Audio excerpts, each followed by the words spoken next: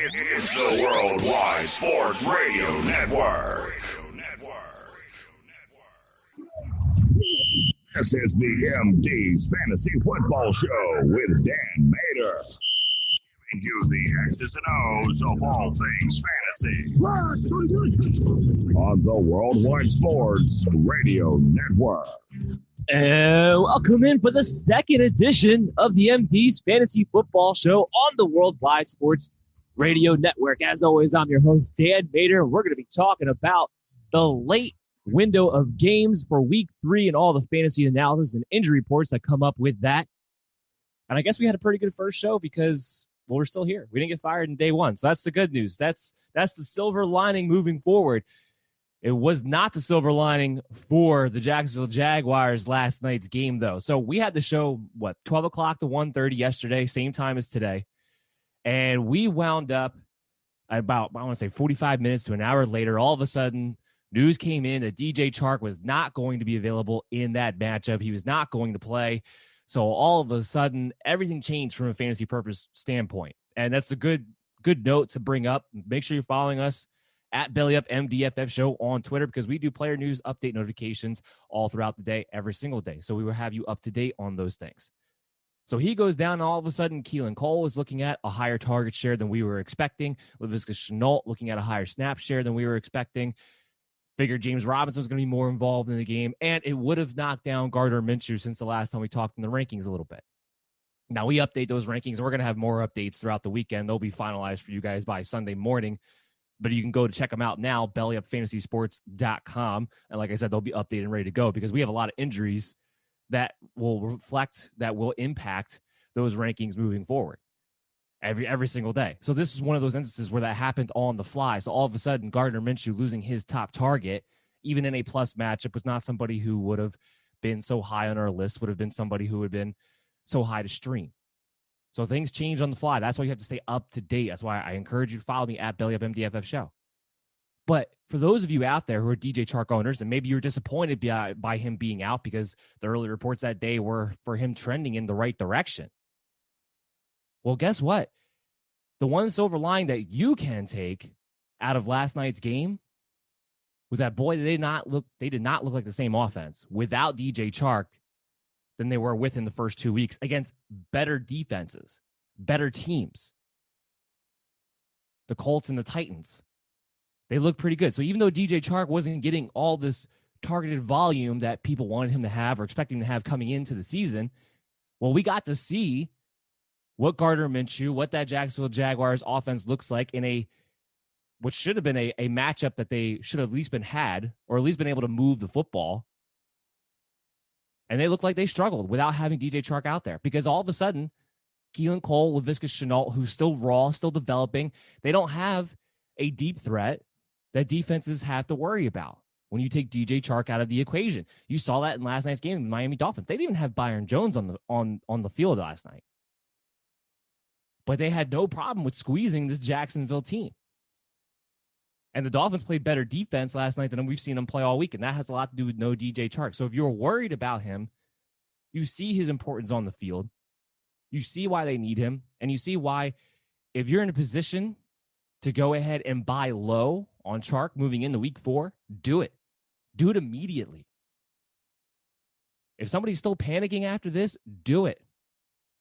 He is going to have big games ahead, and he is needed in this offense to be that wide receiver one for this team to continue to be competitive week in and week out, even if they don't necessarily win the game.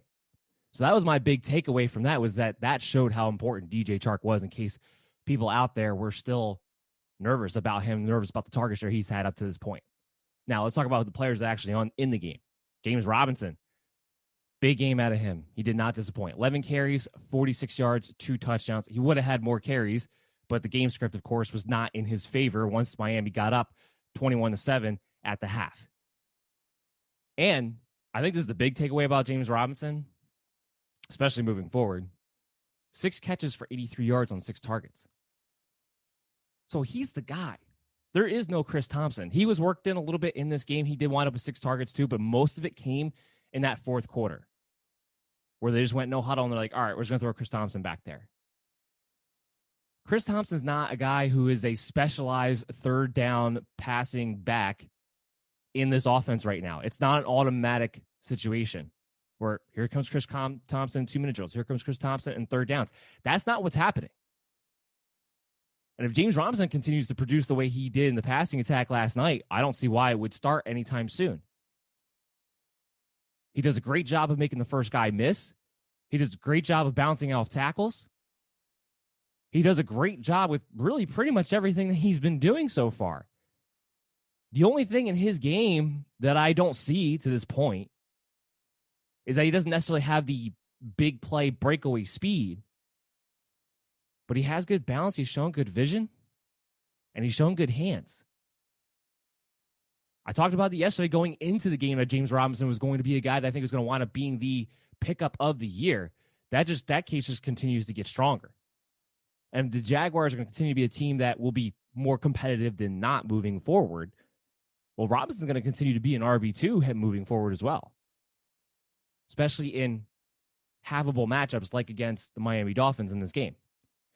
Outside of James Robinson, there wasn't much to talk about. Gardner Minshew, without DJ Chark, just did not perform on the level that he did the previous 2 weeks. Had a rough game in this one, a couple bad interceptions, especially one at the end, where he just completely threw a completely inaccurate ball and got picked off when he tried to go back shoulder when the receiver was actually on the inside.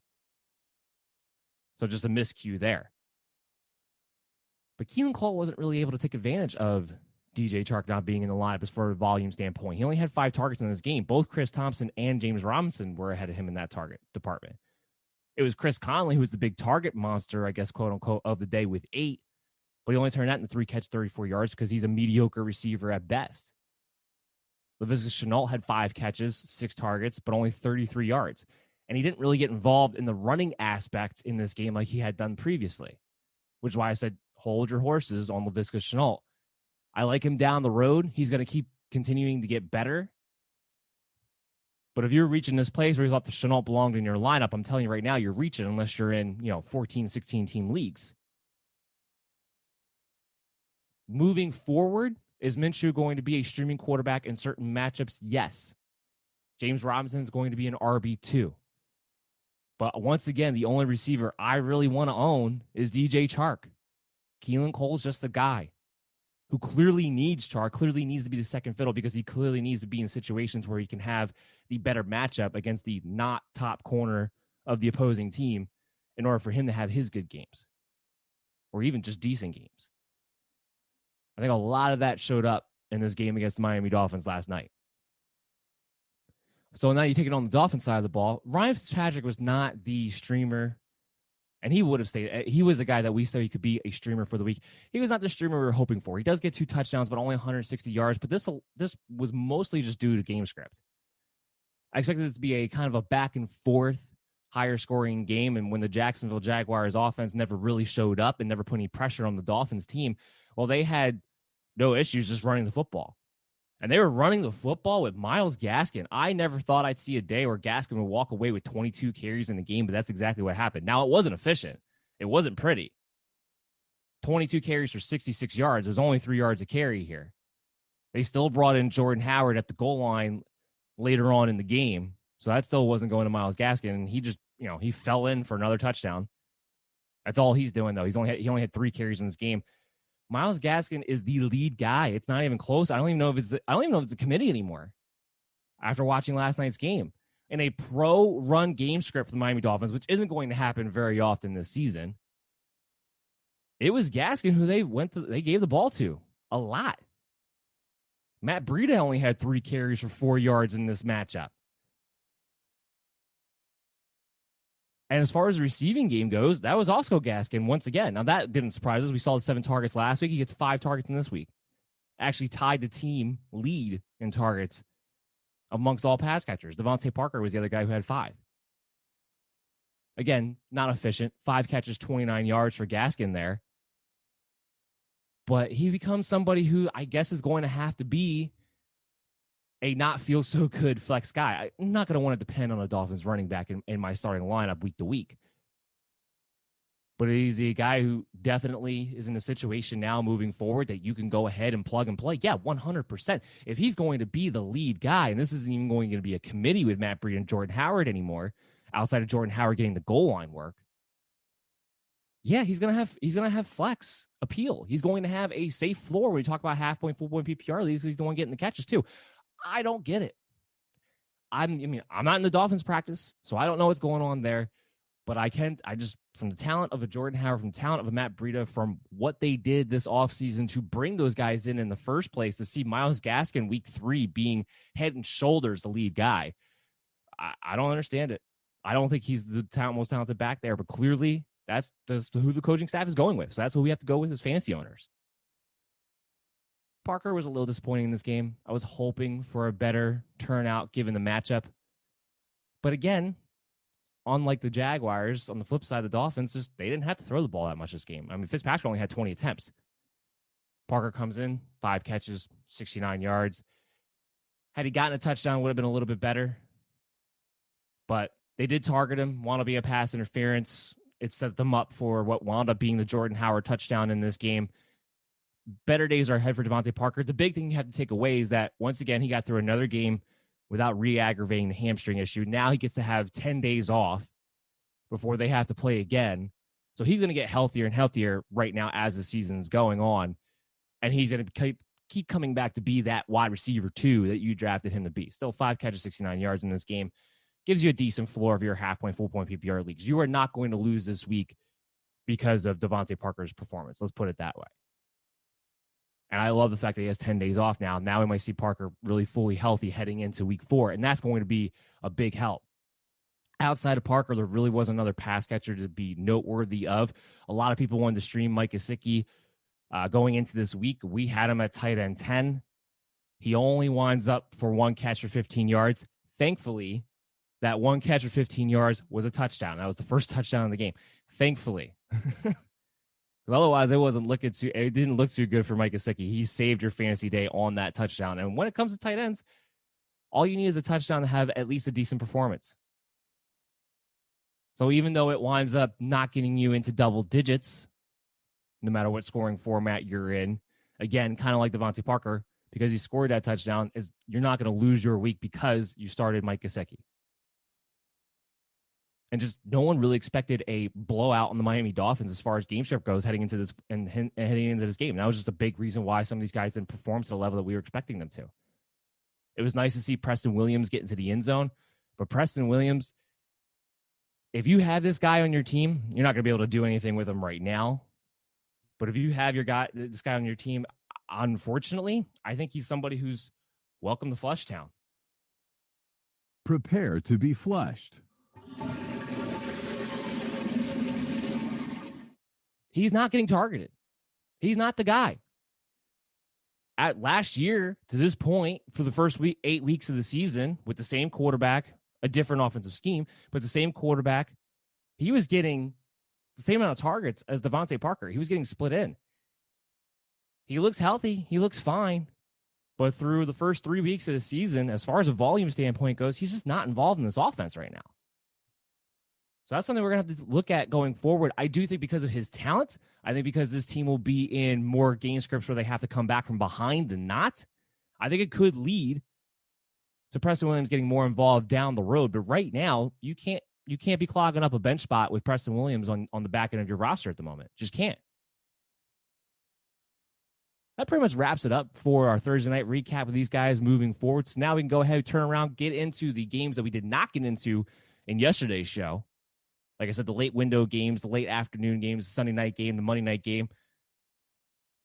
Later on, of course, just like yesterday, we're going to have the mailbag segment for you and make sure you're up to date on all the injuries from the games that we talked about yesterday and get updated on that moving into on Sunday.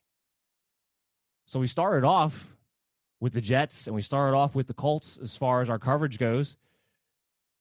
The Jets can be summed up real simply when it comes to fantasy football purposes. Don't play them. There's literally not a single Jet that needs to be in your lineup this week, period. Jamison Crowder, Brashad Perryman, both just minutes before coming on the show, actually, got ruled out. And Crowder would be the only one that you would even consider playing. Chris Herndon is not a thing. He's a guy fantasy experts have been trying to push for forever. I have not been on that train because I know what Adam Gase is. I know what that offense is. And Chris Herndon, frankly, is somebody I think has been a little bit overhyped throughout his career, especially in the fantasy industry. He's not a thing. He should be a thing. He's the only guy that I see on that roster, especially heading into this week, that has any talent that should be getting a high workload. But you definitely can't trust it. There's no way. Even against which should be a great matchup against the Indianapolis Colts with no Malik Hooker, a defense that looks susceptible to Jacksonville. There's no way. You still can't do it. If you try to ask yourself, well, who's Liam Darrell most likely to throw the ball to? My answer to that is he's most likely to throw the ball to Adam Gase on the sideline. It's more likely that will happen than getting any of these pass catchers involved in any kind of significant way for fantasy football purposes. So you're not playing a single jet, plain and simple. So we can move on to the Indianapolis Colts. Now, what should go without saying? Jonathan Taylor, obviously, you're starting him. He's going to be an RB1 more times not for the rest of the season with Marlon Mack out.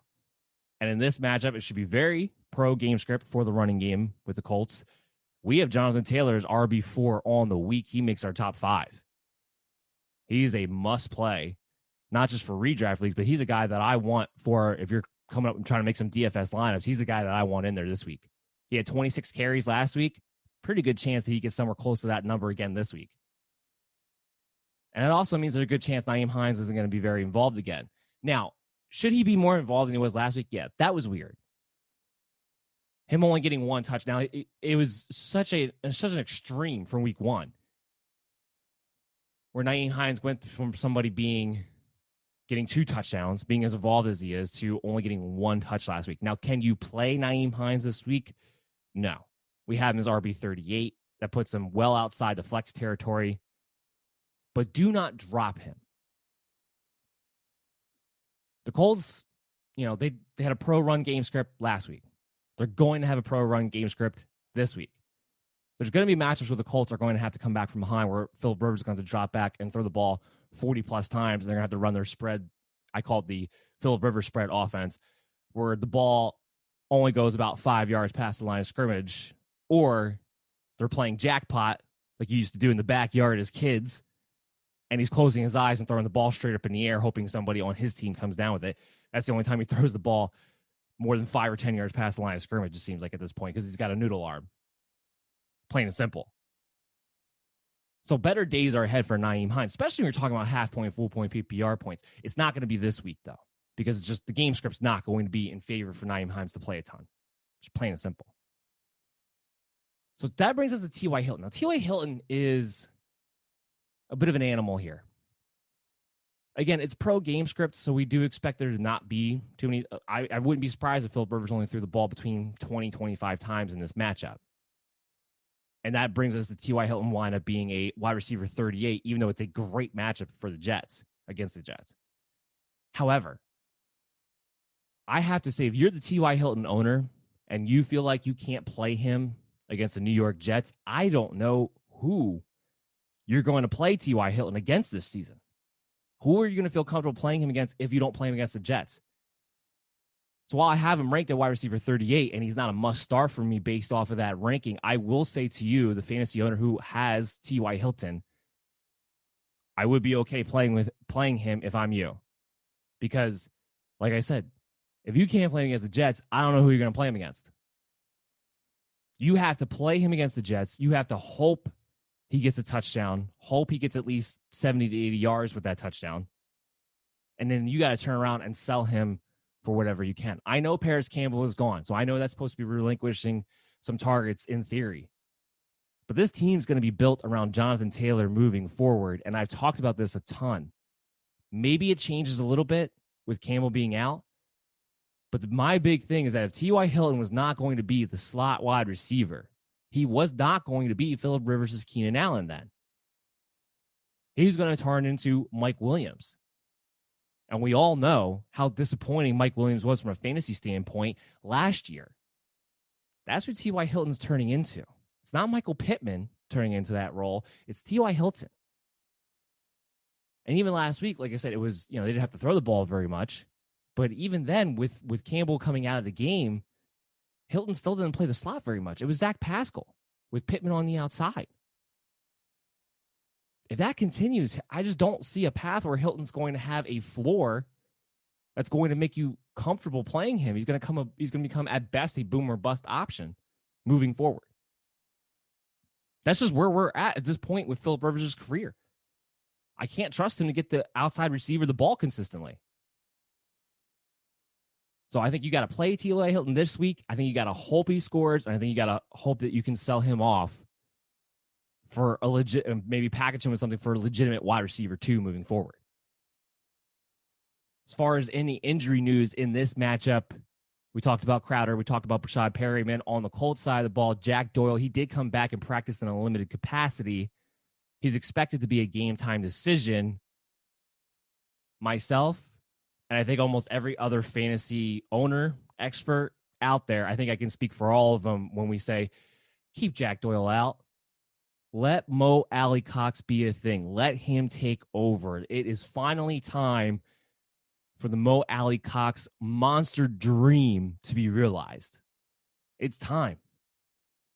The guy had 5 catches for over 100 yards in last week's matchup. He's an absolute athletic freak, an absolute monster.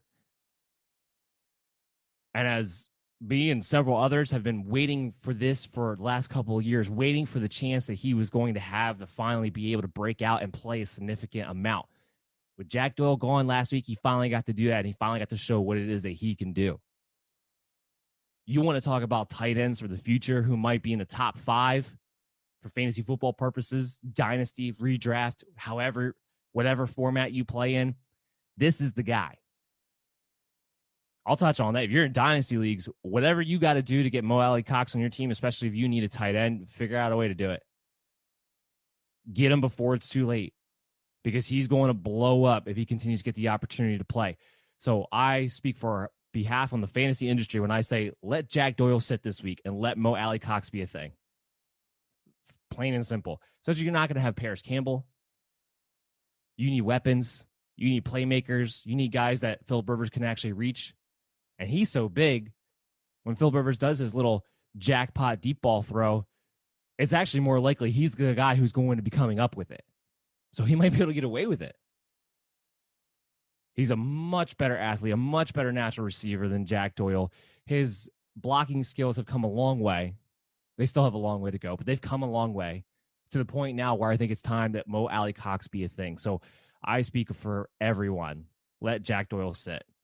If Jack Doyle does sit, Mo Alie-Cox is tight end 12 for us this week. So when you're 12-man leagues, he's a borderline tight end 1.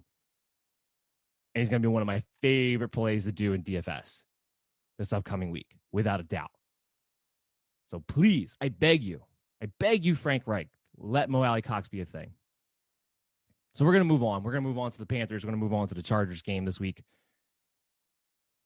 Both of these teams, there's a lot of questions, right? Tyrod Taylor, we don't know when he's coming back.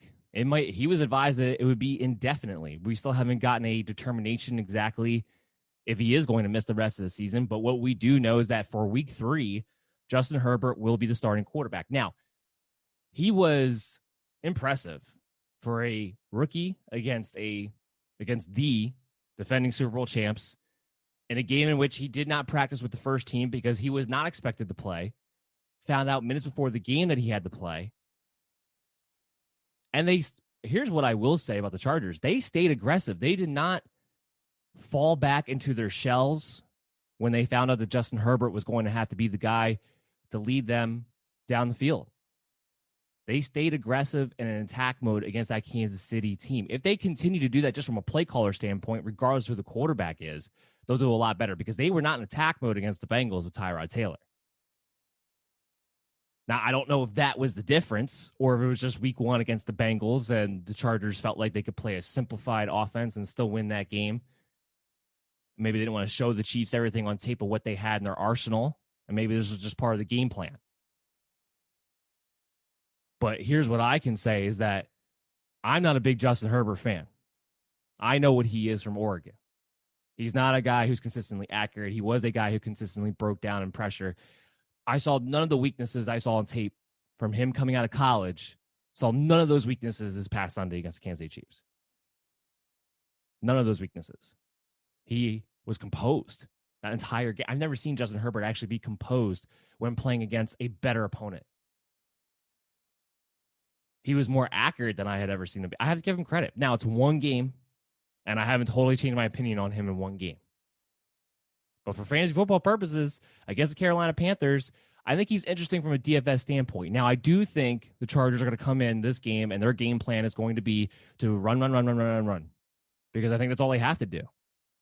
With no Christian McCaffrey and that Chargers defense, I don't see a path in where the Panthers are going to put enough pressure on the Chargers where they're going to have to drop back and throw the ball 30-plus times in this game. So I think he does have a limit to his ceiling in that sense. Because I think we're going to see a lot of Austin Eckler, and we're going to see a lot of Joshua Kelly. And this is one of the few teams out there, and I think maybe the Browns are really the only other team I could think of, that you can not only start both of these running backs, both Austin Eckler and Joshua Kelly. They are both must starts. Austin Eckler comes in as our number 7 running back on the week, and Joshua Kelly comes in as our number 14 running back on the week. Part of that has to do with matchup. The other part of it is that against Kansas City, both of these guys almost had 20 carries. Joshua Kelly had 23. Austin Eckler had 18.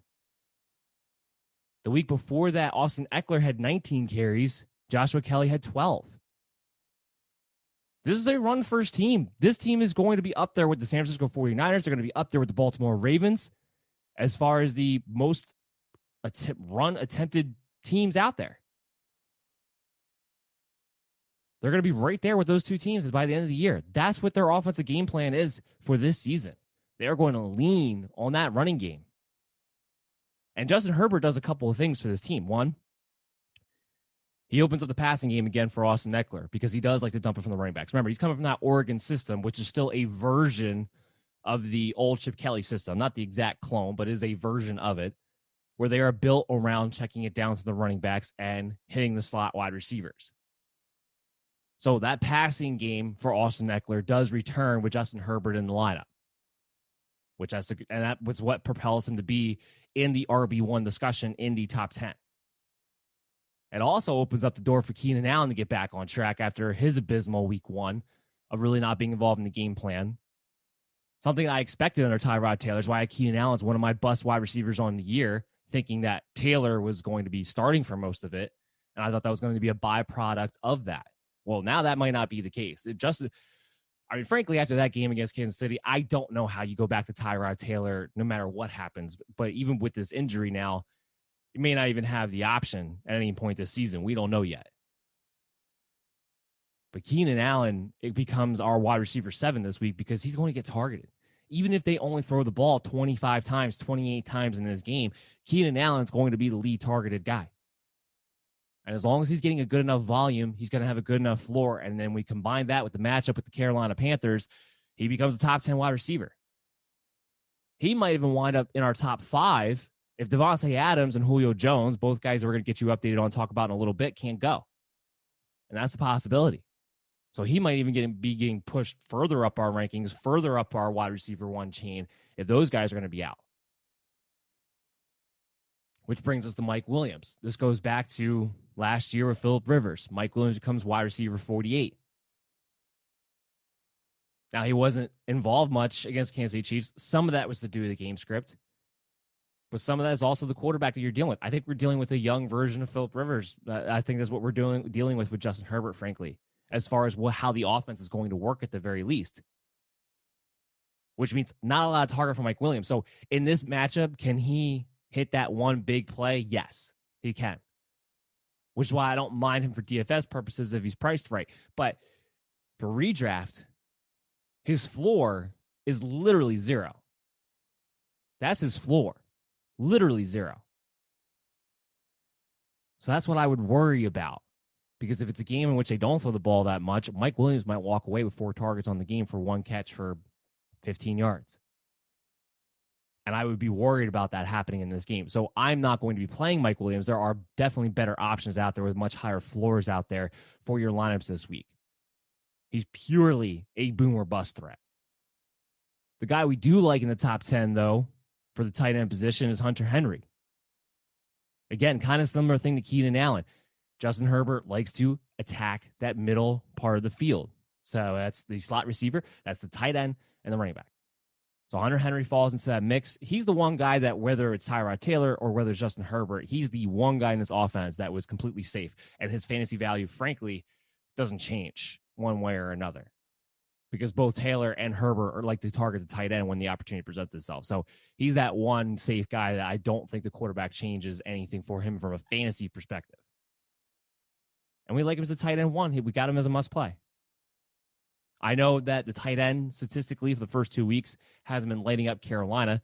That has more to do with the fact that the wide receivers have been lighting them up so much, that the running backs have been lighting up so much, that the tight end's been kind of getting left out. The Chargers are a team that they feature the tight end within their offense, so that wouldn't happen in their situation. It's not like the Carolina Panthers have anybody that takes away the tight end. Their defense isn't built to cover the tight end. They're not a bad matchup in that sense. That's where you have to remind yourself that we're still only about to be 3 games into the season, and that we still have such a small sample size when it comes to 2020. There's still a lot we don't know about these teams and these matchups and these defenses in certain situations. This would be one of them, because I had this argument with somebody earlier yesterday. Like, well, the Panthers have been really good against the tight ends. Like, no, the tight ends haven't been targeted in the 2 teams that they played. They're not really as big a part of the offenses, especially in the Chargers situation. So we'll see a difference here in this matchup. So we'll move on. Thankfully, in that matchup, too, we didn't have too many injuries to go over. I'll just mention, I'm sorry. We can't move on yet. I didn't talk about the Carolina Panthers. Duh. So talking about injuries. Like, yeah, there's not too many injuries for the Chargers, but what about the Panthers? Christian McCaffrey, 4 to 6 weeks on the IR, minimum of 3 weeks out.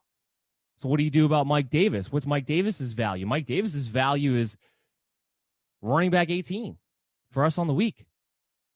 Don't love the matchup, obviously. But in his situation, he might have so much volume. And you know he's going to be involved in the passing down work, because even for a big running back, and you wouldn't, looking at him, it wouldn't make you think, oh, Mike Davis, yeah, pass catcher. But last week, 7 catches. He's the guy. He's going to get the volume. And anytime a running back's in a situation where they are going to get the bell cow type of workload, they're going to have a floor. They're going to have fantasy value. So even in a bad matchup here, Mike Davis is still a low-end RB2 for us. There's still a decent chance he could fall into the end zone. He's still going to be the goal line back. Mike Davis is going to be a must-play until Christian McCaffrey comes back. Plain and simple. He'll be an RB2 until Christian McCaffrey comes back, just based on pure volume and the way this offense works. The real question is going to be, what can you do in the passing attack going up against a Chargers team that really held everyone in check until late in that game? Remember, second half, Patrick Mahomes wasn't playing very well. Travis Kelce was the only player that really had been involved consistently throughout that game. But Tyreek Hill literally had 0 catches until all of a sudden he lit him up in the second half, because the Chiefs are just that good. But that defense showed that they can compete with the best offense in the NFL. So what does that mean for the Panthers passing attack? Well, first of all, it means you can't play Teddy Bridgewater. There's going to be games in the future that he is definitely going to be one of our top streaming guys, but this ain't one of them. He's going to be our QB 28 for this week. You can't play Teddy Bridgewater. What do you do about DJ Moore and Robbie Anderson? That really becomes the question here. DJ Moore comes in as our wide receiver 41. Remember, the Chargers have Chris Harris. They have the best slot corner in the NFL and has been for some time. That's who DJ Moore is going to see the most in this matchup. The one guy that I think you can play if you have to, I'm not going to feel great about it, but Robbie Anderson, he does come in at wide receiver 23 for us this week.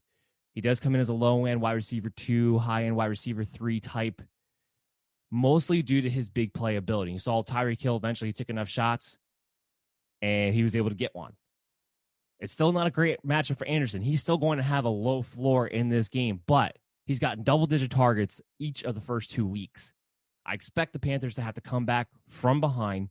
I expect them to have to throw the ball a ton in the second half. So I expect him getting close to that number of targets to continue in this matchup. With Robbie Anderson, it only takes one play, so that's why I am more of a higher ceiling. That's why I'm more okay, I should say, playing him as a low-end wide receiver 2, high-end wide receiver 3 over DJ Moore, because he's not going to see Chris Harris. He's going to be the guy that they need to move the ball down the field and take shots to.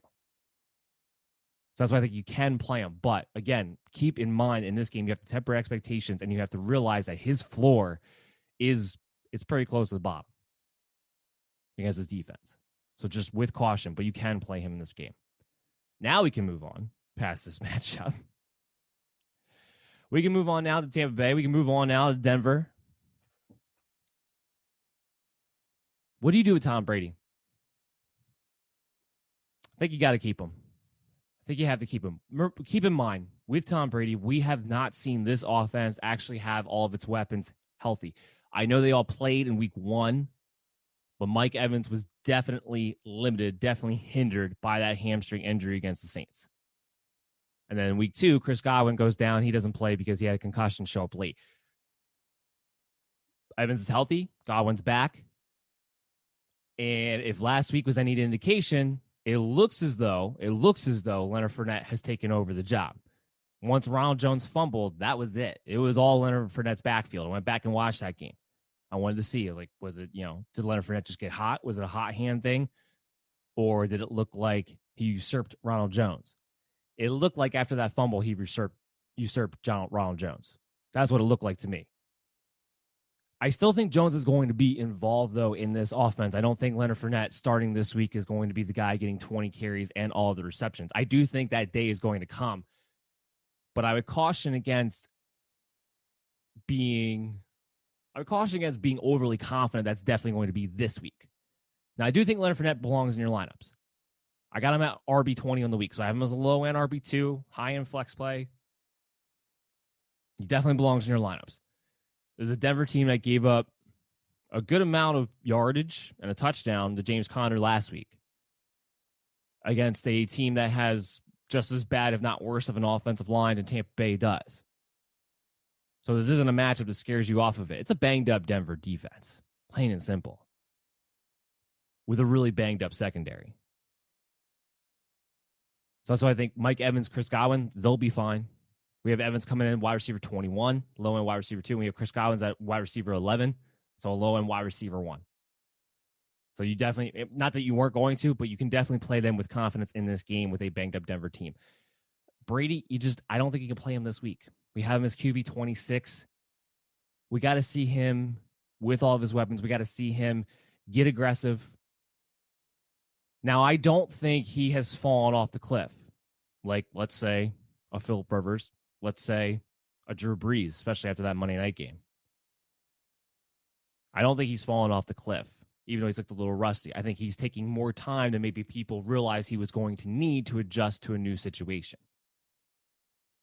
But again, like I said, you got to keep him. Now, do I want to play him this week? No. I would try to make an effort to play a different quarterback this upcoming week. There are a lot of other guys there who are in streaming territory who have much better matchups and much better situations heading into week 3. But I don't necessarily want to drop Tom Brady if you can help it. Now, if you're sitting there with a roster that you have no one else you can drop for a different quarterback this week, then I'm okay with it. But I think better days are ahead for him moving forward as he gets more acclimated to this offense and this new situation, builds chemistry with these guys moving forward. I'm not ready to just drop him yet if you don't have to. Ronald Jones, obviously you can't play him. He comes in at RB 47 for us on the week, but that's a situation we're going to watch. Is it Leonard Fournette time all the way, or is this going to be a committee that now leans towards Leonard Fournette and we're still maybe another week or two away from it truly being Leonard Fournette's backfield? It's going to happen because he's the better pass catching back. Not playing a tight end. O.J. Howard just has such a low floor, especially when both Mike Evans and Chris Godwin are on the field. There's just not a trusted, there's not a floor, not a consistent target share in store for the tight end within this offense when both of those wide receivers are on the field. There's just not. I know it's Tom Brady. I know he has a history of being able to utilize the tight end, but I don't know if that's necessarily this offseason, this situation. As far as that tight end he used to utilize, Rob Gronkowski, I got to imagine, I'm not even going to hit the flush button for him because I got to imagine everybody and their mother dropped him after last week. I can't believe the Bucs are doing the exact opposite of what and I think a lot of other people thought that they were going to do when it came to Rob Gronkowski. I did not believe for a second that he came back to football to be a blocker. I thought, if anything, it was going to be the other way around. I thought they were going to not try to put him in blocking situations too much to save his body and utilize him more as a red zone threat, as a pass catcher who already has chemistry with Tom Brady. That's what I thought they were going to do. It's been the exact opposite. O.J. Howard is the guy who's being targeted. Rob Gronkowski is blocking. I know he's always been a great blocker, but at this point in his career, coming off the serious back injury that he had, I didn't think that was the reason they wanted to bring him back. We'll see if that changes throughout the season, but until then, there's no reason to own Rob Gronkowski, especially when O.J. Howard's not even a must-play in his own right. Very strained what's going on in that situation. We move on to Denver Broncos, and, with them, it's going to be, not so many guys you can really go with for this matchup. First of all, Tampa Bay's defense is for real. They are playing really well, and they are buying into that Todd Bowles aggressive, exotic blitz scheme system. They are buying into that. And the fact that Davis, their corner on the perimeter, is turning into possibly the next shutdown guy. Who? And that's why I said, wait on Tom Brady, because this Tampa Bay team might be more scary than I thought, because this defense took another step this offseason that I didn't know they were going to be able to take with this shortened offseason. That young talent's coming to play, and they've already been a strong front seven to begin with. The question was their secondary. I mean, they're not the Steelers, but they're pretty good, especially for a team with the Denver Broncos who have to come into this game with a backup quarterback in Jeff Driscoll. Their rookie wide receiver leading the way because Courtland Sutton's gone for the year. It's not a good situation for Denver, and I think Tampa Bay's defense is going to be able to eat in this one. So that leads into, who do you play for Denver? I think you have to play Melvin Gordon. I don't love it. We have him as RB21. We have him as a low-end RB2. But Philip Lindsay's going to miss this game again. He's going to be out. He hasn't practiced. So again, it becomes a situation where the running back has a bell cow role and therefore has a floor when it comes to fantasy football purposes. There's no reason why Melvin Gordon doesn't touch the ball 20 times in this game, whether it's on the ground or catching the ball. So he comes in RB21. We don't love the matchup because he could have a very low floor, because if he doesn't see the end zone, it might not be pretty. But you have to play him. The other guy you have to play is Noah Fant. He's our tight end 6. He did it against Pittsburgh last week. They're going to have to lean on him. I don't think it's necessarily automatic that Jerry Jeudy is going to be the lead targeted guy with Courtland Sutton gone. I think a real argument can be made that Noah Fant might wind up being the most targeted player on this team, at least for the next couple of weeks. Because he's the veteran pass catcher now. It's Jerry Jeudy and KJ Hamler. It's 2 rookie wide receivers. The veteran pass catcher down the field is Noah Fant at the moment. And being that he's been able to do it with both Drew Lock and Jeff Driscoll so far, and he's done it against what I think is the best defense in the NFL in the Pittsburgh Steelers last week, where he scored a touchdown and had a good game, you have to play him. And we play him as a tight end 6. We feel confident in playing him as a tight end 1 this week. Now, can you play Jerry Jeudy? Can you play KJ Hamler? In 10 to 12 team league redraft leagues, I don't believe that you can. Or I don't believe that you have to when it comes to KJ Hamler, I should say. Jerry Jeudy, I see the temptation. I know everyone kind of looks at that as the volume. Don't love the matchup for him. And it's Jeff Driscoll. He's still a rookie who has now been the number 1. Is he going to get a good amount of targets? Is he going to have a floor when it comes to that? Yeah, I don't see any reason why he doesn't get less than 8 targets in this game. But I don't think you can trust it. Better days will be ahead. I think Jeudy needs to be owned. I think KJ Hamler needs to be owned. Hamler's a guy who has big play potential. He's going to be leaned on to take shots to, especially once Drew Lock comes back. So I think these guys need to be on your benches, but I have to imagine you're going to have better options available to you this week. Unless you're a team that has, both. Unless your team that has Michael Thomas, Julio Jones, Devontae Adams, and has like a combination of two of those three, I don't see how you'd be in a situation where you have to play Jerry Jeudy. There should be better options to you. But there will be games ahead you're going to be able to play these guys. Just, maybe not this week. And Jeudy, he's actually limited right now anyway. I almost forgot about this. He's limited in practice because of a rib injury. Now he's expected to play.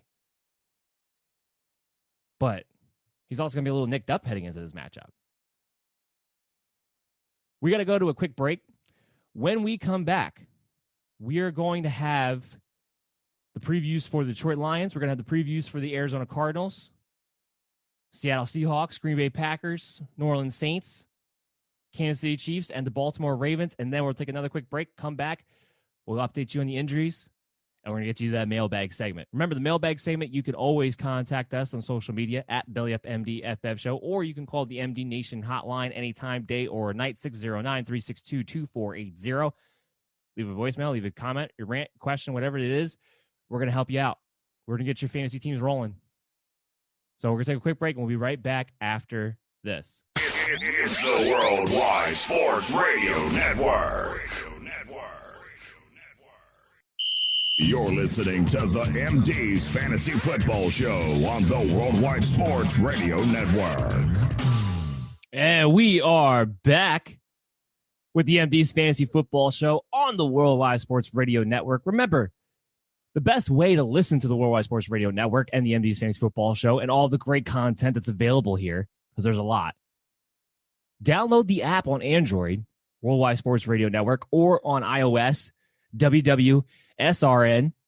Best way to be able to listen to this show moving forward, because we're here to stay, baby. We love it here. We aren't going anywhere. And we're always going to be here to be bringing you the best fantasy advice out there. And that's what we have more to go over now. As we're getting through the late window of games, we're getting through the Sunday night game, the Monday night game upcoming. Like I said, we still have a mailbag segment for you guys coming up too. We always give back to the fans. That's what this show is all about. It's what fantasy football is all about. It's about building a community of people who want to win championships. And for me, it's not about the money. It's not about the trophy. It's about being able to hold it over my friend's head for an entire year that I'm the champion.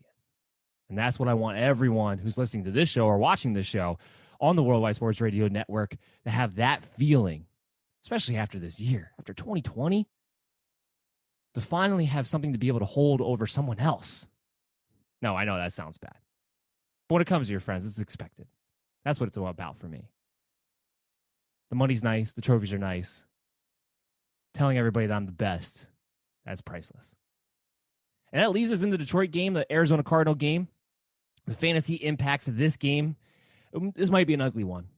I wouldn't be surprised if this was one of the uglier scoring games that we will see for week 3. Because it's going to be one of those, did Detroit do enough to really put enough pressure on the Cardinals offense to have to stay aggressive for 4 quarters? Or do the Cardinals do what they did to Washington last week? Get up on them early and just kind of toy with them, kind of run out the clock in the second half of this game. I think that's going to depend. Now, here's the good news for Detroit. Kenny Golladay is back. He's practicing in a limited capacity, but every indication is that Kenny Golladay is a full go for Sunday. So he's got to get back in your lineups. Now, temper your expectations. We have him at wide receiver 26, which means he's just outside of our wide receiver 2 territory. He's more of a high-end wide receiver 3. He's going to get closer to that low-end wide receiver 1 territory as we move throughout the season. The reason he comes in at wide receiver 26 is, one, it's the first game back from his hamstring issue. And even though we feel pretty confident that he's actually going to be pretty healthy in this game because Detroit actually did play it safe when it came to his situation, it's still a tough matchup. Patrick Peterson, Byron Murphy, no one seems to be talking about it because everyone's talking about Kyler Murray, but this is a team that has one of the better duos at the cornerback position, which is really giving a lot of teams fits. Now, we really haven't been able to see it on full display because they played the 49ers, who had none of their starting actual receivers in that game. And then they played Washington, who only has one legitimate starting receiver in that game, Terry McLaurin, who actually wound up still having a really good game. Mostly because I think Washington has no choice but to throw Terry McLaurin the ball 150 times a game, though, too. Detroit does. Now, Kenny Golladay coming back, he makes a lot of things fall back into place. Marvin Jones is a much better complement receiver than he is being the lead guy. I think these last 2 weeks had to show you that, because he was a guy who kept coming in as somebody who was a must-start for us, was a high-end wide receiver too. He's going to get volume. He got the volume. Well, in getting the touchdown last week, he really didn't produce the results that you were hoping for, that you needed, that you were counting on. He is a much better complement wide receiver. Is he a must-play in this game? No. Again, like I said, this is one of the top-end duo corners in the league.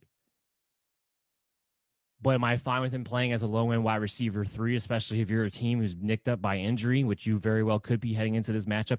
Yeah, I'm okay with him there. I'm okay if he has to play in your flex. Because the thing about Marvin Jones is that he could have games, and he can go for stretches, where he just doesn't seem that involved, where he's getting 4 catches for 23 yards like he did last week.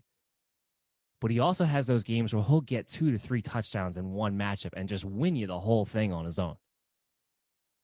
Those games normally come with Kenny Golladay on the field when teams have to pay attention to him in the red zone.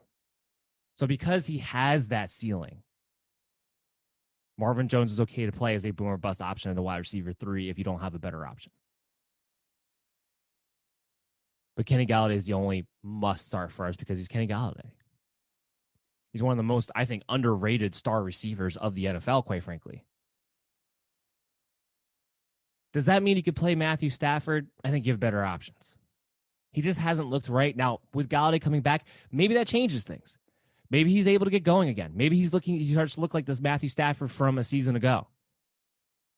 But it's looked more than that to me when watching these games, when watching Stafford so far this year. He looks a little rusty still. It's not something that I think is going to stay with him all season. I don't think he's fallen off. So I don't think I have to worry about that. But for this matchup, I only have him at QB 25. There's a lot of quarterbacks that I like this week. Stafford's not necessarily one of them. Let me see a game with Kenny Golladay back in the lineup. Let me see how Stafford looks in that situation. Let me see Detroit on the road. I think you should have better options in this game than Matthew Stafford. And when it comes to Detroit running back, I really don't want to play one. I really don't. If you can help it, don't, please. Ugh, it's brutal. I mean, we thought after week 1, being that Adrian Peterson looked immensely superior to Kerryon Johnson, that was it for Kerryon. He was going to be the odd man out. We knew DeAndre Swift would bounce back after week 1 and week 2. We knew he was going to keep that passing down role. He's their future. They're not going to give up on him after 1 week, after one bad drop. And he was back. He had 6 catches last week. He's going to continue in that role, and he'll build from there. He'll get more carries as the season wears on, but right now he's the passing down guy. That's why if I have to play one, it's DeAndre Swift for me, especially when you're talking about half point and full point PPR, which is half points what we talk about when we talk about where we have these guys ranked on the show. Remember, you can go to bellyupfantasysports.com to check out our rankings for both standard and full point PPR leagues as well. But DeAndre Swift comes in at RB31 for us heading into this matchup. I don't want to play him. He doesn't necessarily have guaranteed touchdown production. So you're hoping for a performance kind of like you got last week. You're hoping for 5 catches for 50 or 60 yards. Because all of a sudden, Kerryon Johnson didn't go away in week 2. I mean, he's only had 7 carries, 32 yards. He wasn't impressive. Adrian Peterson, again, was the better running back. But they still let Kerryon Johnson almost split the snap share with Adrian Peterson, and they let him get the goal line carry. And he wound up with a touchdown. It's a 3-way committee. It's a mess. And it's a 3-way committee that's not even a great rushing attack. It's Detroit. It's a terrible defense. They're going to be more game scripts where they have to throw the ball and come back from behind than they are going to be leading the way. So if I can help it, I'm not going to play Detroit running back. If I have to play one, it would be DeAndre Swift because he does have a floor that comes with that receiving role. Now, you go to Cardinal side of the ball, and you have your big three. You have Kyler Murray, you have Kenyon Drake, you have DeAndre Hopkins. Obviously, you're playing all three of them. I think where I'm going to surprise some people is I have Kenyon Drake as my RB3 on the week. My number 3 running back overall on the week. I love the volume he's been getting. I know he hasn't had his big game yet to this point. It's coming. This Detroit matchup at home in Arizona is the perfect matchup for Kenyon Drake, who received 22 carries last week, to in a bell cow role so far this season to go off and have his big game. The Cardinals' offensive line, although banged up, shouldn't have too many problems against this Detroit front. I think Kenny Drake is going to gash them. I think he's in for a big week. RB3 on the week in this matchup, a guy who's getting tons of volume. And when you have a week where you don't have Christian McCaffrey, you don't have Saquon Barkley, you don't have Raheem Mostert, Kenyon Drake's a guy who's going to be an RB1 more times than not moving forward. And I have him as a big-time RB3 this week. So play Kenyon Drake with a ton of confidence. I have DeAndre Hopkins as the wide receiver 1. Again, probably, possibly, no Devontae Adams, possibly no Julio Jones, definitely no Michael Thomas. DeAndre Hopkins winds up being the last elite superstar wide receiver left in a great matchup. He's been getting targeted head and shoulders ahead of Larry Fitzgerald, ahead of Christian Kirk. Kyler Murray he's doing the Deshaun Watson thing. He's dropping back, and he's just, where's DeAndre Hopkins? And that's where I'm going with the football. Double-digit targets the first 2 weeks in a row. His floor is higher than pretty much all the other wide receivers' ceilings heading into this matchup. So, yeah, not that we needed to make a case for him, but DeAndre Hopkins is our number 1 wide receiver on the week. And Kyler Murray's a number 6 quarterback. This might be a game that he doesn't actually have to use his legs, though, because remember, the first 2 weeks has been against the 49ers, against Washington, 2 heavy pass-rushing teams. He's actually had to run for his life a little bit because that offensive line is still suspect when it comes to the Arizona Cardinals. So we actually might see him get it done through the air this week and not as much rushing, but we always know that's going to be there and offer him the floor, and that's why we have him as the QB6 on the week as well. Not playing anybody outside of that. Not playing Larry Fitzgerald, not playing Christian Kirk, not playing Dan Arnold. Tight end still isn't really involved in this offense. You play your big 3, and you play him with a big smile on your face going up against the Detroit Lions. So we can move on to a game that we expect to be a back and forth, that we expect to be a shootout on the week. That game is the Dallas Cowboys and the Seattle Seahawks. Russell Wilson and Dak Prescott are our QB 1 and 2 overall on the week. So, yeah, we are expecting this to be a shootout. Russell Wilson, number 1, Prescott, number 2, just to be clear. We'll start on Dallas side of the ball. Ezekiel Elliott, RB1 of the week. Gotta love it against Seattle. This is not the same Seattle team, and if Bobby Wagner can't go, I don't think they have anybody who can really stop the run outside of Jamal Adams. You're going to be depending on your safety, your box safety, to be able to stop the run there. Zeke's going to have a big game, and he's been so involved in the passing game. So I think that's really been the great thing about Ezekiel Elliott through the first 2 weeks is that his floor is much higher than I think it ever was, and it was always pretty high, of course, but he's really an integral part of this passing attack, and that's saying a lot when you have Amari Cooper, Michael Gallup, CeeDee Lamb, and now possibly new upcoming superstar at the tight end position, Dalton Schultz. So, yeah. Cooper's our number 5 receiver on the week. Talked about this before. Talk about it again. I love the fact that Amari Cooper gets to pretty much line up wherever he wants to. I love the fact that they move him around. I love the fact that he gets to play in the slot. He's never going to be matched up on the other opposing team's top corner. Never. With Michael Gallup and CeeDee Lamb being able to put them on the perimeter the way they are, all 3 of these guys, you could rotate all 3 of these guys in any of these positions. with Amari Cooper being the $20 million man, they have to make an emphasis to make him the number one wide receiver, and they've done that through the first 2 weeks. He's never going to be matched up on the other team's top corner. And this is Seattle secondary. Outside of Adams, it doesn't really scare you to begin with. So I expect a big game out of Amari Cooper. The question really becomes Michael Gallup, CeeDee Lamb. Are you playing both of them? Which one are you playing over the other one? For us, it's CeeDee Lamb. CeeDee Lamb comes in as our wide receiver 25 this week. So just outside the wide receiver 2 territory, but a top end wide receiver 3, a top end flex play. He's been consistent through the first 2 weeks. He's been more involved than Michael Gallup as far as the target share go.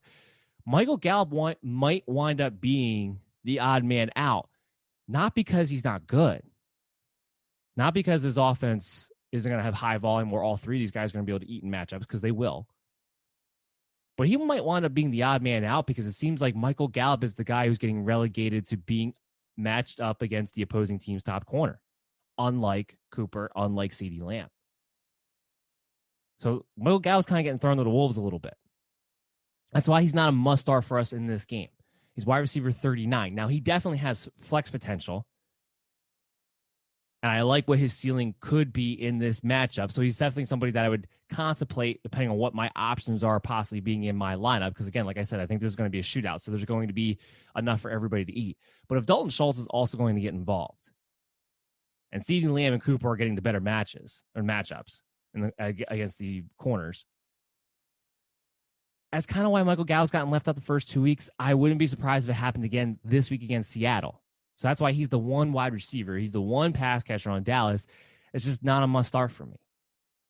But he still has a good ceiling going into this game because he is immensely talented. And the targets very easily could go his way, maybe not CeeDee Lamb's for this upcoming week. It's fluid in that sense. I wouldn't be afraid to play Gallup, depending on what my options are. So I just want to make that very, very clear. But if you're asking me who am I going with, I'm going with CeeDee Lamb. He looked very good. He looked very dynamic. He looks every bit of the superstar that we thought he was going to be coming out of college. And because he's already asserted himself as one of the top guys in this offenses and commanding targets, I feel pretty safe about him moving forward. And I'm playing him in my lineup this week. Dalton Schultz. So this is another instance where the ranking doesn't necessarily reflect the fantasy value. And what I mean by that is Dalton Schultz comes in as our tight end 20. That sounds like normal circumstances. That's a tight end we're telling you not to play. It's not what I'm telling you. What I'm telling you is that there's a lot of really good tight ends this year. It is a strength position where in years past, it was, you get top 2, top 3 guys, and outside of that, it was a crapshoot. That's not the case this year. There's a lot of good tight ends and a lot of good situations where they have the opportunity to be able to perform and command a certain amount of targets, command red zone capabilities. So we really like that aspect of it. With this game, Dalton Schultz is still somebody that you very much should have picked up and can stream, even though we have him at tight end 20. The difference between our tight end 20 and our tight end 11 is literally 1 point. Those stretch of 9 guys are only separated by within a point of each other when it came to our projections. And that's why he winds up being at 20. But literally 1 catch extra to Dalton Schultz than what we're projecting, and all of a sudden this guy is tight end 11. So I'm not telling you not to play Dalton Schultz, even though we haven't ranked at tight end 20. Be very clear about that. Now, do I need to see it? Does he come in at tight end 20 because he's coming a little bit lower than those guys because he doesn't have the track record? Yeah, 100%. We only saw it for 1 game. Now, it was impressive. In a game in which they had to throw the ball a ton, a game in which they had to come back, Dalton Schultz was the lead targeted guy for all of the Cowboy pass catchers. I'm willing to bet that does not happen again at any point this season. That's what I'm willing to bet. It doesn't mean he's not going to be heavily involved. It doesn't mean he's not going to get 6 to 7 targets. If this offense has shown you anything, if Prescott has shown you anything, is that if he has a tight end that he feels like he can throw the ball to, he likes to do it. Even with all those great weapons on the outside. And Schultz showed me last week that he definitely has the athletic ability that you're looking for to be a consistent producer as a pass catcher. So he's definitely somebody who can be streamed and played depending on what your situation is. There's just a lot of tight ends that we like this week. On the Seattle side of the ball, Wilson, number 1 guy. Chris Carson, number 15, solid RB2. We saw last week that he's getting closer. He's still not quite there yet, but he's closer to being back in game shape, which is why he wasn't as involved week 1. That's why Carlos Hyde wound up getting, 1 extra carry than he did in week 1. I told everybody, do not sell low, even though Chris Carson had 2 touchdowns. So I don't know how low you were selling, but people were talking about, should I be selling off Chris Carson? Because they were like panicking Carlos Hyde was going to be a thing after week 1. No. This is a guy who missed a lot of training camp due to some off the field issues. He wasn't injured. He was having some problems at home. So he missed a lot of training camp. He just wasn't quite in game shape yet. And even last week, he took over the overwhelming majority of the touches, but he still didn't look quite like Chris Carson, who's getting stronger at the end of the game, who's ready to run over the defense and play another 2 quarters when everybody else looks like they're ready to tap out. That's what Chris Carson is at his best. He still wasn't even quite there last week, but he already took over the majority of the work. I'm not worried about it moving forward. This is a guy who's going to be a very high-end RB2, if not a low-end RB1, if he can actually stay healthy for 16 games this year moving forward. So you don't have anything to worry about Chris Carson. We talked about, the Chargers and how it's very rare to have 2 running backs that you can play on a team. Well, Seattle is that team that's very rare that you can play 2 wide receivers and expect wide receiver 1 value out of both. And that's what we have this week. We have Tyler Lockett ranked at wide receiver 6. We have DK Metcalf ranked at wide receiver 8. Again, this feeds into the idea that this is lining up to be a shootout game. Number 1. Tyler Lockett and DK Metcalf impressed the hell out of me in that Sunday night game with the Patriots. DK Metcalf was matched up on Stephon Gilmore and still had a big game. He is too much of an athletic mismatch. There's nobody in the league who can truly, from an athletic standpoint, be able to cover DK Metcalf. They might be able to get him from their veteran savvy fundamentals. You might be able to still get him because he's still raw and developing on his route running capabilities. But you can't jam him, and you can't stay with him when he's running past you. And you can't jump with him.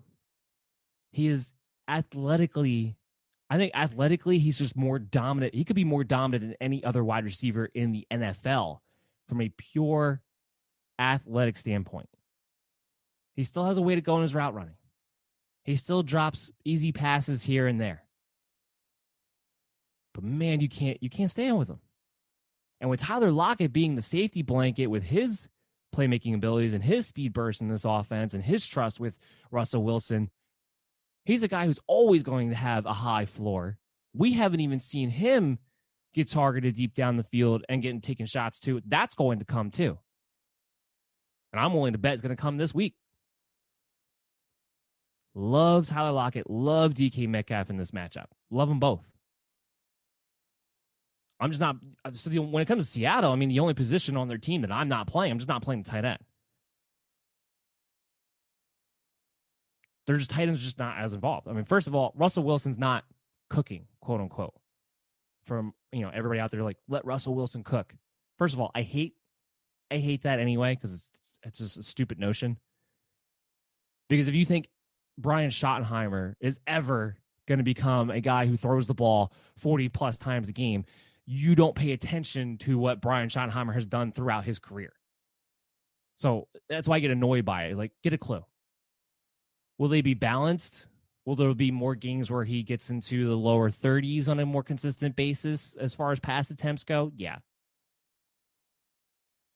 But because of that limitation, I think there's only enough room for Lockett, DK Metcalf, and then Chris Carson, the passing game, to really be able to eat on a consistent basis. I think there are going to be games like we saw last week where Greg Olsen in the tight end position as a whole is just going to get left out of the passing attack. It's just going to happen. So they're not must plays for me in this one. We're talking about Green Bay Packers. We're talking about New Orleans Saints. We're talking about the Sunday night matchup. Unfortunately, due to injuries, this isn't going to be the marquee matchup that it was supposed to be heading into the season. Unfortunately, it's still going to be a great game. It's still going to be two very good teams. But when I was talking about injuries, these are two teams that are hurting right now. Michael Thomas hasn't been officially ruled out yet. It's coming. We have zero expectation of Michael Thomas going to play. Davante Adams, on the other hand, he's a game time decision. And I think I just got news that Davante Adams isn't going to practice again today. He hasn't practiced all week. So they still haven't ruled him out yet, but he's still very much a game time decision. That's going to be a pain. Oh my goodness, that's going to be a pain. Because now you have the Sunday night game. If they decide that they're going to wait until an hour before the game to actually rule Davante Adams out, you better have a backup plan. Now, that backup plan also goes hand in hand with if Adams doesn't play, who wants to play what receiver between Allen Lazard and Marquez Valdes-Scantling.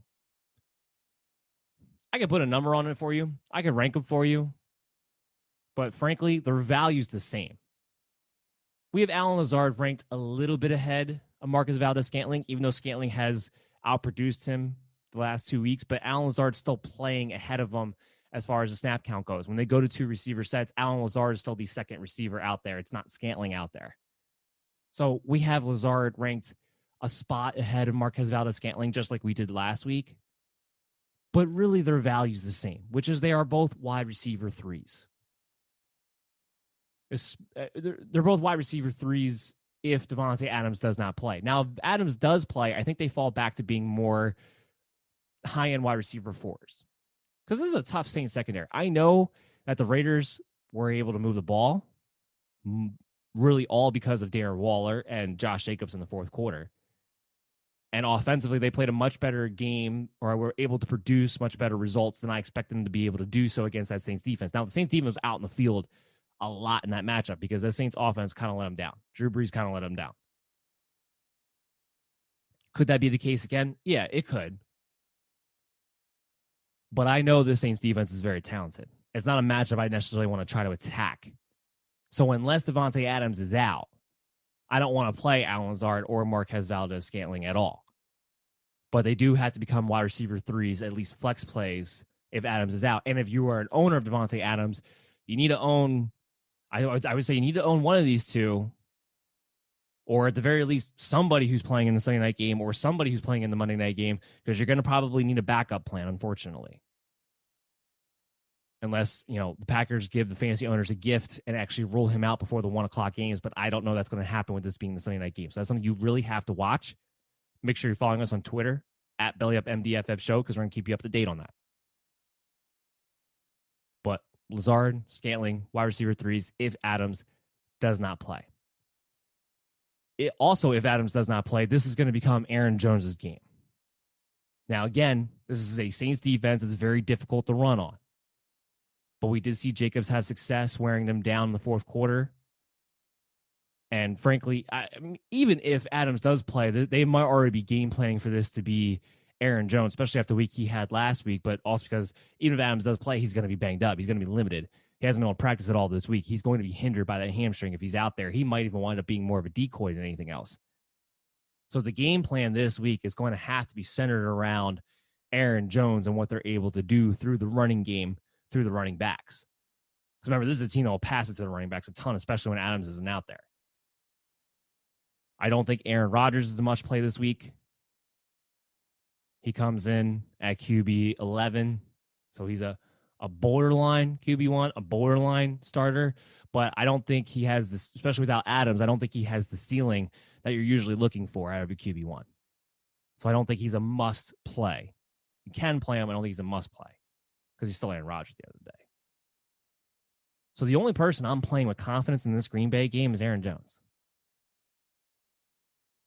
If Adams does play, I know I'm going to get this question a ton. So if Adams does play, what do we do then? It's a hard one because I think there's a very good chance, especially since he was not able to practice this week, that if Adams does play, there's a very good chance he winds up being a decoy. I think I'm probably heading in to week 3 with the idea that I'm just not going to have Davante Adams in my lineup. I think that is the way you kind of have to approach this, unfortunately. It was kind of a swing, right? Because with Adams, he played most of the game last week, and the idea, the tone, was that Adams had been taken out and not put back in the game, more due to the fact that they were up by multiple scores and didn't have to when he was banged up with the injury. He wanted to get back in there. But then all of a sudden, he hasn't practiced at all this week. Now, it doesn't necessarily mean that Davante Adams has to practice in order to play. But if you're not even able to get a limited session in on Friday, that indicates to me that this is a injury that's seriously hampering you right now. It's not just something that they were cautionary with. It is a real deal to have to deal with. And being that this is a Green Bay Packer team that's fighting for the playoffs, I would be surprised if they didn't just play it cautiously with Davante Adams to keep him out. But I'm going into this week with the idea that I'm not going to have Adams in my lineup. That's how I'm approaching this. So I would already have a backup plan before it even came down in the Sunday night game, if it was me. On the flip side, on the Saints, like I said, Michael Thomas, we do not expect him to play, period. Drew Brees, I don't know how you play him. He's our QB 15. I feel like that even might be too high. He looks like he has a noodle arm out there as well, along with Philip Rivers. But the thing about Drew Brees is that he was never a guy who was going to push the ball down the field in the first place. He was always the guy who was going to dink and dunk his way and be accurate. But he's not even accurate right now. And that's making it impossible to determine these other pass catchers outside of Michael Thomas. Emmanuel Sanders, he's not even a guy that you have to own. Now, my advice to you heading into this week was that I would still own him for at least one more week. He wouldn't become a complete drop to me. We're not sending him to Flushtown just yet, because I got to see it this week. Remember, it's still a new team, still a new situation, still developing some chemistry there. I don't think Emmanuel Sanders has fallen off a cliff. He was still a receiver who was pretty productive for a Super Bowl team last year. But Tre'Quan Smith looks like the lead guy, and if I have to choose between these two wide receivers, I'm going Tre'Quan Smith all the way. Obviously, if you have a better choice, I would like to not play any of them. This is a decent Green Bay secondary at the very least. And right now, outside of Alvin Kamara catching the ball, I don't know if I can trust any of these other pass catchers. That includes Jared Cook. I mean, he's our tight end 13. He's somebody who's definitely a playable guy, but he comes out just outside of our tight end 1 territory. After not being able to take advantage of the Raiders matchup, I just question the entire passing game for the New Orleans Saints right now without Michael Thomas and where all the pieces fall and where Drew Brees is at in his career and what is he able to do. Is it going to get better? I hope so. But right now, if Drew Brees can't even be accurate the way he used to be, some people have been talking about whether or not Jameis Winston should take over. That might be a real problem. That might be a real thing. So we're going to get into the Monday night game. And this is going to be the game of the week. Kansas City Chiefs, Baltimore Ravens. Everyone's excited for it. There's only one injury to even talk about. That's the nice thing. Darrell Williams limited in this game. Or he's going to be limited. He was limited in practice, but he should be in this game. So Patrick Mahomes, fire him up. Clyde Edwards-Helaire, fire him up. Tyreek Hill, fire him up. Travis Kelce, fire him up. Obviously, across the board. You're playing all of them. Sammy Watkins is the other guy that we don't know yet. He's in concussion protocol. We will probably know something one way or another by Saturday or Sunday morning. Again, follow us on Twitter for those player news update notifications. If Watkins plays, again, he's more of a high-end wide receiver 4. Now, he might shock us like he did in week 1, and he still has that capability of being a guy who could be the lead target or at least being right there in the mix with those other guys. But especially since he's going through concussion protocol, I got to believe you're going into your week 3 matchups figuring that you're probably not going to play this team. You're probably not going to play Sammy Watkins, I should say. So on the Baltimore Ravens side of the ball, again, it's kind of, chalk, right? You're going to play Lamar Jackson. You're going to play Marquise Brown because he's the big field threat, and you're going to play Mark Andrews. What do you do about Mark Ingram? He comes in as RB30 for us, so I think he's somebody you can consider in your flex territory. But I got a little bit of a question. A little bit of a question when it comes to Mark Ingram. He's not a must-play. He's a touchdown-dependent RB2. Now, my hope is that the Ravens, who frankly have toyed with the Cleveland Browns, have toyed with the Houston Texans, are going to be able, or not going to be able, but are actually going to show their full deck of cards this week. And I think that's where we're really going to find out where this rotation at the running back truly is. When the chips are down and they got a game that they feel like they need to go all out to win, what's that rotation going to be? I think this game is going to indicate to us exactly what the value for Mark Ingram and Gus Edwards and J.K. Dobbins are truly going to be moving forward. If it's still a three-way committee, then I think you got to move on. We have to go to a quick break. When we come back on the other side, we'll quickly go through the updated injuries and we'll quickly go through the mailbag segment for you guys. It's the Worldwide Sports Radio Network. You're listening to the MD's Fantasy Football Show on the Worldwide Sports Radio Network.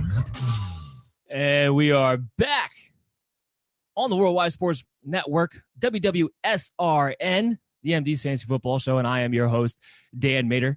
So before we close out the show, I do want to get to the mailbag segment. And today's mailbag segment, I want to tell you guys, is presented by Manscaped. If you want the best performance for your nether regions, Manscaped is the place for you. They have all the ball care you could ever need, like high-quality trimmers for unwanted hair or ball toner that will leave you smelling fresh all day long. So go to manscaped.com and use the promo code BELLYUPFANTASY for 20% off your purchase. Your balls will thank you.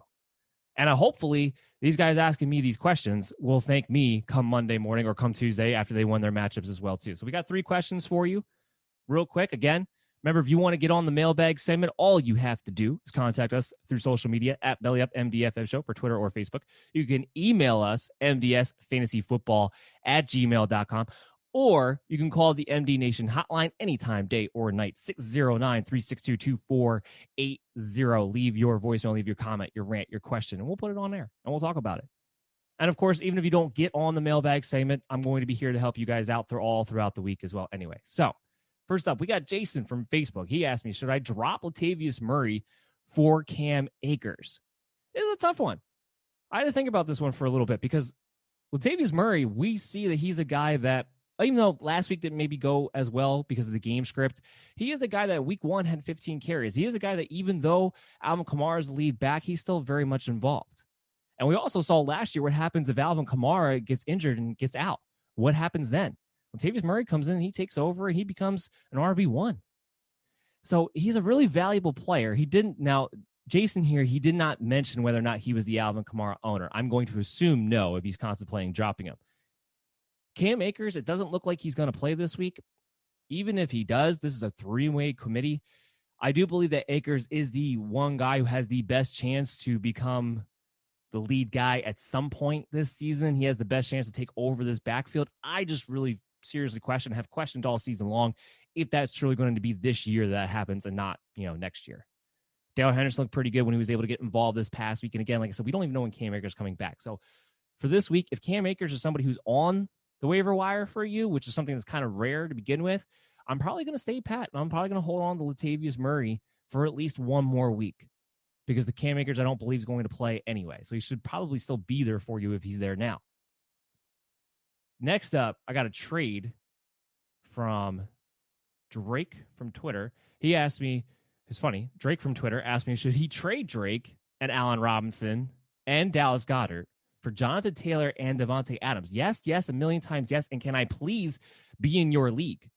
You're in a league where people are actually offering you that deal, a wide receiver 1 and an RB1 for Kenyon Drake, who can be considered an RB1 now with some of the injuries moving forward.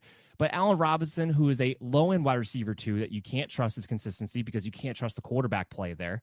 And Dallas Goedert, who might be the odd man left out when Alshon Jeffrey comes back and is the tight end 2 on his own team. Jonathan Taylor, Devontae Adams, yes. A million times yes. I don't think I have to spend that much more in that trade. Let me be in your league next year. Take advantage of that all day, every day. Bartholomew from Twitter, he asked me, do I drop Evan Ingram for Hayden Hurst? Our answer to this is yes. Hayden Hurst comes in as our tight end 3 this week. If Julio Jones does not play and he's a game-time decision, Hayden Hurst is going to be involved in this passing game quite a bit. Again, Matt Ryan likes to go to his tight ends in the end zone. He did get involved last week after not being out-targeted there mostly by Russell Gage in week 1. There are better days ahead for Hayden Hurst. He's going to be in the end zone. He's going to be featured. So, yes, we definitely love Hayden Hurst. We would drop him. Next up, Last question we're going to talk about. Misty, she asked me Stafford or Big Ben. Big Ben.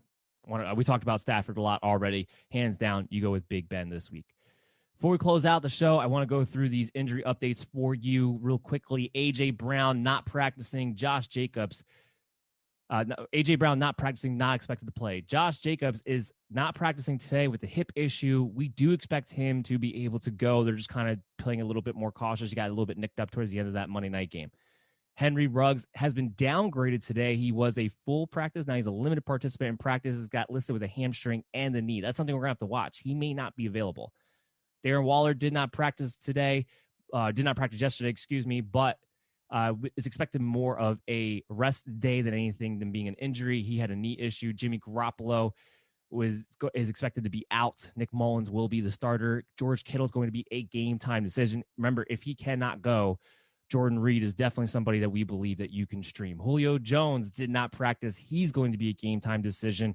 I would plan on not having Julio Jones this week if you're trying to set your lineups on Sunday. We talked about Devontae Adams. He didn't play. He's going to be game-time decision. I would make other roster adjustments when it comes to Devontae Adams as well. Malcolm Brown coming off of that pinky injury. He is good to go. Cam Akers, he is not trending in the right direction. Just talked about him from the mailbag segment there. We don't expect him to play this week. Michael Thomas is not going to play this week. And last but not least, these are all the injuries we talked about in yesterday's game, by the way. Last but not least, N'Keal Harry was limited practice the past 2 days. He's expected to be fine. He's expected to play. That's going to be it for this show, for the MD's Fantasy Football Show. We are going to be back on Thursday from 12 to 1:30 on the Worldwide Sports Radio Network. We will have episodes coming out on Monday and Tuesday. However, that will be pre-recorded and available to you on the Worldwide Sports Network under the podcast tabs and anywhere on your favorite podcast app. But make sure you're downloading the Worldwide Sports Radio Network app on Android or WWSRN on iOS. That's going to be it for me. We're going to see you guys all real soon. Good luck on your matchups. And remember to hit me up on social media at BellyUpMDFF Show, and I'm going to help you guys out this particular week. So everyone, take care. It's the Worldwide Sports Radio Network.